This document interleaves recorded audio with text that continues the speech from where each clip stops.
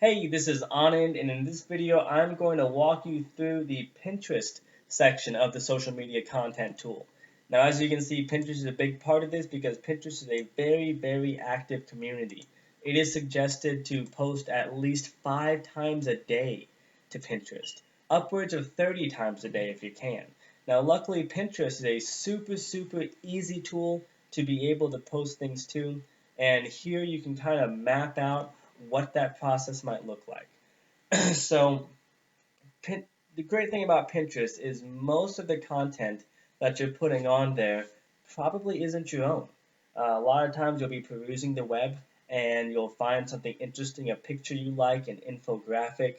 Perhaps you'll find a article or a how-to guide, something that you'll find fascinating, and it'll have a picture right next to it that lets you just pin it.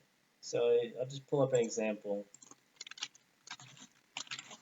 Everyone loves cat pictures, so use that as an example. If I just go to Google, type in cat names, go to images,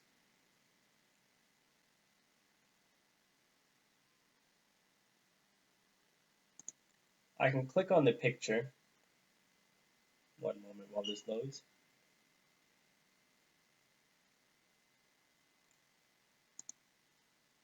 Go to this Pinterest button here, and I can just pin. Boom. There's the 5 pins for the day.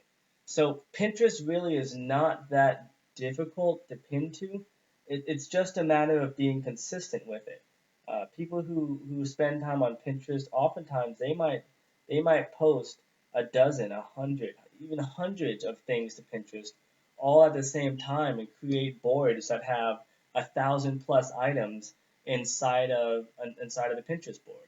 So as a business, the way that you want to structure yourself to look the most professional is instead of binge pinning, which is what most people do. They get off of work, they put the kids to bed, they go to the computer, and from 10 o'clock in the evening to 2 o'clock in the morning, they're just sitting there pin, from cat videos over to wedding pictures, over to sunsets and sunrise, go all over the place.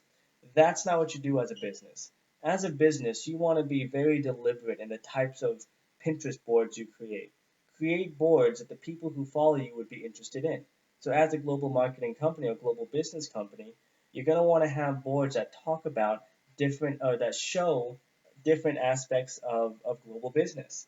So perhaps you'll have Pinterest boards that have pictures of different major cities all over the world. So there might be a Pinterest board that's of all London, and it's got pictures of London architecture, major London companies, major historical points of London. So that way, one of your followers, they keep seeing Master Global Business, they find a picture that they've also pinned that connects the two of you guys together, and they see, oh, Master Global Business has an entire Pinterest board of nothing but stuff about London. So now they follow that, they see what else is in there, and where you get creative is you can go and slip in different pins that fit that board that actually go right back to your website. So perhaps within the Pinterest board that has everything London, and on this board you have 500 different pictures of all sorts of aspects of London.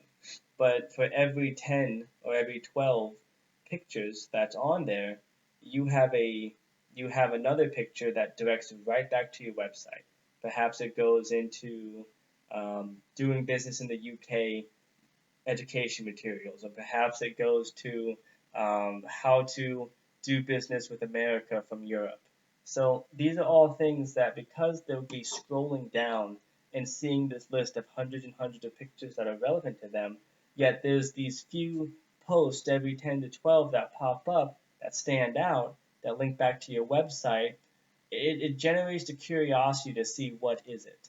And if there's someone who has interest in it, so long as you've got some type of call to action that you can track, once they make the call to action, now you know you have a lead. And the fact is, the moment they even click on that website, the retargeting pixel has already captured the information, and you've now got them in your pipeline of people to continue sending your content to.